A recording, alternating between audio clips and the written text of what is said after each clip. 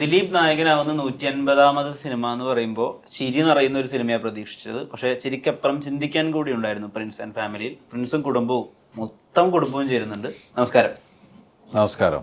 2 അനിയന്മാര് missing, എന്നാലും മൊത്തം കുടുംബം ഉണ്ട്. അനിയന് ഈ ഗ്യാപ്പിൽ കയറാൻ പറ്റിയില്ല. ഈ മുറിക്ക് ഇത്രയല്ലേ, അതെ അതെ അതെ. അതുകൊണ്ട് ഈ ഓവർ ദ ടോപ്പ് തമാശയില്ല. പക്ഷെ ഇതിനകത്ത് വളരെ മൈന്യൂട്ടായിട്ടുള്ള ചില ഏരിയകൾ, ഇപ്പം അമ്മയ്ക്ക്, ആനിയുടെ അമ്മയ്ക്ക് ലഡു പകുതി എങ്ങനെ കഴിക്കണം എന്ന് കാണിച്ചു കൊടുക്കുന്ന ഒരു സീക്വൻസ് ഉണ്ട്. ഇതിങ്ങനെ കഴിക്കണം എന്ന് പറയുന്നത് ആ സമയത്ത് തിയേറ്ററിൽ ഭയങ്കര ചിരിയായിരുന്നു. ഓവർ ദ ടോപ്പ് തമാശ വേണ്ട, ഇങ്ങനത്തെ കുഞ്ഞു സാധനങ്ങളിൽ ആളെ ചിരിപ്പിക്കാൻ പറ്റും. അത് പ്രിൻസിന് വേണ്ടി ചെയ്തൊരു തോട്ട.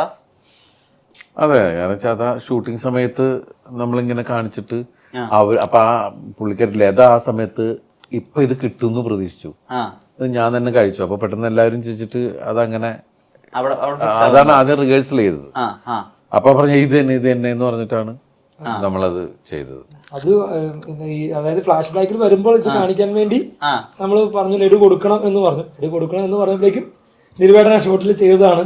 ഇങ്ങനെ കൊടുത്തിട്ട് ഇങ്ങനെ കാണിച്ചത്. അത് അന്നേരം റിഹേഴ്സൽ അങ്ങനെ ചെയ്ത് കാണിച്ചു. ഈ പണ്ട് ജിത്തു ജോസഫ് പറഞ്ഞിട്ടുണ്ട്, അതായത് ദിലീപേട്ടൻ എന്ന് പറയുന്നത് നമുക്കൊരു സൂപ്പർ മാർക്കറ്റ് പോലെ എല്ലാം കിട്ടും. അവിടെ എല്ലാ വിലക്കുള്ള എല്ലാ സാധനങ്ങളും കിട്ടും. 100 രൂപയുടെ പുസ്തകം കിട്ടും, 200 രൂപയുടെ പുസ്തകം കിട്ടും, 500 രൂപയുടെ പുസ്തകം കിട്ടും, അല്ലെങ്കിൽ എല്ലാ മുത്തും പഴവും എല്ലാ സാധനങ്ങളും അതിനകത്ത് കാണും. അല്ല, എല്ലാം കിട്ടും. അവിടെ എന്ത് ചൂസ് ചെയ്യണമെന്നാണ് നമ്മുടെ ഐഡിയ ആണ്. നമുക്ക് ആവശ്യമുള്ളത് അങ്ങനെ തന്നെയാണോ? അങ്ങനെ തന്നെയാണ്. എല്ലാ സാധനവും ഉള്ള കടയാണത്. ഇപ്പൊ ആവശ്യമുള്ളത് ഈ സിനിമയ്ക്ക് പ്രിൻസ് എന്ന് പറയുന്ന ക്യാരക്ടറിന് ആവശ്യമുള്ള കാര്യം എന്താണെന്ന് വെച്ചാൽ അതിന് തരും. അത് നമ്മൾ കറക്റ്റായിട്ട് മേടിച്ച് അതിനെ പ്രിൻസ് ആക്കുക എന്നുള്ളതാണ് നമ്മുടെ ഉത്തരവാദിത്വം. ചോദിച്ചിട്ട് ഈ OTT തമാശ എന്ന് പറഞ്ഞിട്ട് തമാശയുണ്ട്. ഇടയ്ക്ക് ഓവർ ദി ടോപ്പ് തമാശ എന്ന് പറഞ്ഞിട്ട് ഓവർ ദ ടോപ്പ് ഫൺ എന്ന് പറഞ്ഞൊരു തമാശയുണ്ട്. ഓവർ ദ ടോപ്പ് ഫൺ ഇപ്പം കുറച്ചും കൂടി അല്ല, ഓവർ ദി ടോപ്പ് എന്ന് പറഞ്ഞാൽ OTT കുറച്ചുകൂടി ഇപ്പൊ നമ്മുടെ CID മൂസയില് വരുന്ന ഒരു ഫണ്ണ് പിന്നെ ആവർത്തിക്കപ്പെട്ടിട്ടില്ല. ഒട്ടും സട്ടിലല്ലാതെ ഇപ്പൊ ലെയർ ഒക്കെ പോലത്തെ സിനിമകളിൽ കുറെ അങ്ങോട്ട് മേലേക്ക് പോയുള്ള തമാശ.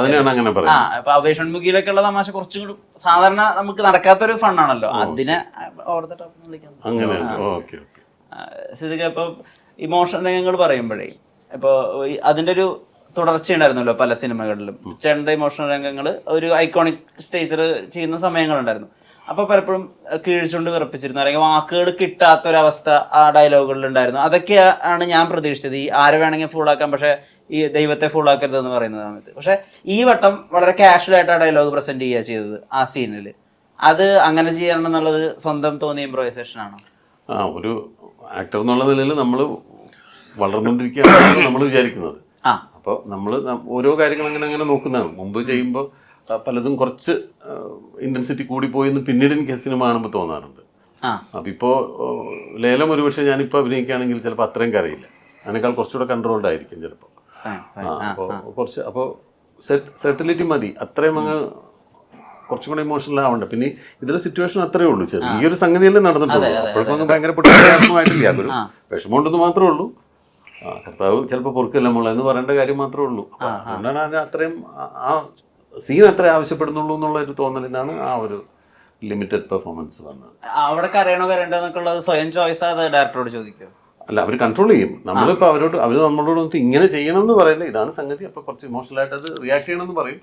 ചിലപ്പോൾ നമ്മൾ ചെയ്യണത് കൂടിപ്പോയാൽ അവരൊന്ന് പറയുമായിരിക്കും, അത്രയും വേണ്ട, അതെല്ലാം കുറഞ്ഞു പോയാൽ പറയും പോരാ, നമുക്ക് അത്രയും പോരാ എന്ന് പറഞ്ഞ് ചെയ്യുമായിരിക്കും. അത് പക്ഷേ ഇതൊന്നും വേണ്ടി ഒന്നുമില്ല. ആ ഒരു ടേക്കിൽ അങ്ങനെ ഇമോഷണൽ ആയിട്ടാണ് ബേബി പറയേണ്ടത് എന്നുള്ളതാണ്. അത് രണ്ട് രീതിയുണ്ട്. ഇപ്പോൾ ഒരു ആക്ടർ അഭിനയിക്കുമ്പോൾ ആക്ടർ കരയാതെ പ്രേക്ഷകനെ കൊണ്ട് കരയിപ്പിക്കുന്ന ഒരു രീതിയുണ്ട്. ആക്ടർ കരഞ്ഞിട്ടും പ്രേക്ഷകൻ കരയുന്ന രീതികളും ഉണ്ട്. ചിലതിന് നമ്മൾ ചിലപ്പോൾ ചിരിച്ചു പറഞ്ഞാൽ പ്രേക്ഷകന് സങ്കടം വരിക എന്നുപോലെ. ചിലപ്പോൾ നമ്മൾ നമുക്ക് ഭയങ്കര വിഷമം ഉണ്ടായിരുന്നൊരു കാര്യങ്ങൾ നമ്മൾ വളരെ പ്ലെയിൻ ആയിട്ട് പറഞ്ഞാൽ കേട്ട് നിൽക്കുന്നവർക്ക് സങ്കടം വരും. അതും ഒരു രീതിയിലുള്ള ആക്ടിങ് ആണ്. ചിലപ്പോൾ നമ്മൾ പറഞ്ഞാൽ നമ്മൾ അറിയാതെ നേരത്തെ പറഞ്ഞ പോലെ ചുണ്ടു വിറക്കുകയോ അല്ലെങ്കിൽ നമ്മുടെ കണ്ണിൽ നിന്ന് നനയുകയോ ചെയ്താലായിരിക്കും ചിലപ്പോൾ മറ്റൊരാൾ കരയുന്നത്. ഇപ്പോൾ ചില കുട്ടികളെ നമ്മൾ വഴക്ക് പറയുമ്പോൾ ശ്രദ്ധിച്ചിട്ടുണ്ട്. നമ്മളിപ്പോൾ ഒരു കുട്ടികളെ വഴക്ക് പറയുമ്പോൾ കുട്ടികൾ ഇങ്ങനെ മിണ്ടാതെ നിൽക്കും. അതെല്ലാം കഴിഞ്ഞിട്ട് വേറൊരാൾ ആ കുട്ടിയെ സമാധാനിപ്പിച്ചിട്ട് പോട്ടേടെ സാരമില്ല മോനെ എന്ന് പറയുമ്പോഴേക്കുള്ള കൊച്ചു ചിലപ്പോൾ പൊട്ടിക്കരയുന്നു. അങ്ങനെ കരച്ചിലിൻ്റെ പല പല ഘട്ടങ്ങളാണത്. ചിലപ്പോൾ നമ്മൾ പറയുമ്പോൾ അത്ര ഇമോഷണലായൊരു കാര്യമാണെങ്കിൽ നമ്മൾ ചിലപ്പോൾ കരഞ്ഞു പോകും. നമ്മൾ മുമ്പ് ഫേസ് ചെയ്തൊരു കാര്യമാണ് പറയുന്നതെങ്കിൽ ചിലപ്പോൾ നമ്മളത് അനുഭവിച്ച് കഴിഞ്ഞതാണ്. അതിൽ കുറേ കാലം കഴിഞ്ഞു. ഞാനതൊരു 20 കൊല്ലം മുമ്പ് ഞാൻ അനുഭവിച്ചൊരു വേദനയായിരിക്കും.